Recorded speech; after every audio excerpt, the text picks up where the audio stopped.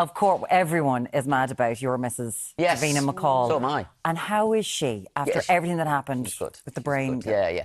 I mean, the brain surgery was, what, like the 15th of November? Yeah. So I thought, you know, by Christmas we'd be out of the woods and all that, but we weren't actually. It took a long time. I would say, in the end, I remember saying, OK, let's give it till April and we'll see where we are. And if we're not back in April, then I'm going to start worrying. And just towards the end of April, everything just, like, dropped back into place. Wow. I was like, oh, wow, you know. And she looked at me one day and she said, I'm back, like I'm totally back. And I was like, and so am I. Amazing. Let's go.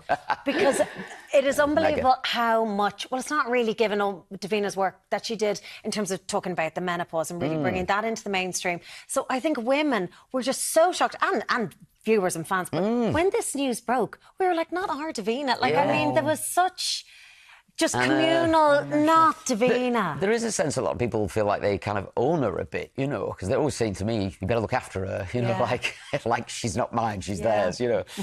So yeah, it was a tricky time, and we'd both been for a health screening. I came out completely clear, and I abused my body quite badly, you know. And she was like, "Oh my God, I've got a brain tumour." We were like, "What?"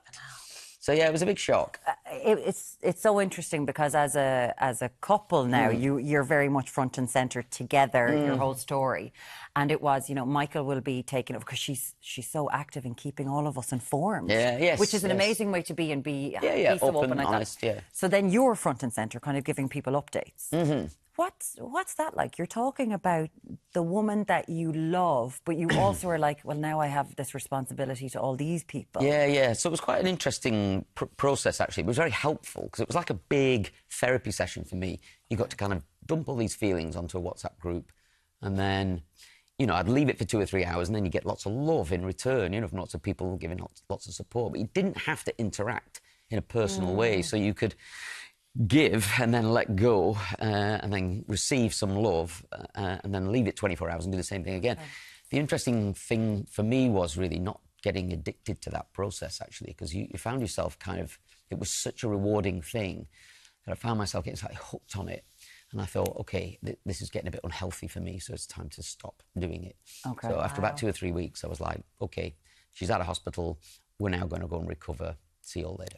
And that was it. And then we did one last update once we'd fully recovered. You know? Yeah. But she's amazing, the fact that, she, you know, she's not just thinking about her own recovery. She's really now an advocate for other people with benign brain tumours. And I love that she says benign doesn't mean fine. Yeah. Like, so, like, she's kind of still carrying that on, you know, for people in different situations. She'd had the tumour her whole life, apparently, but it had grown and it was filling the entire space. And if it grew any more, which they didn't know whether it would or wouldn't, then she could have had, you know, quite a severe stroke or something like that. So it was a case of saying, let's get it out before you have to get it out in an emergency situation, you know.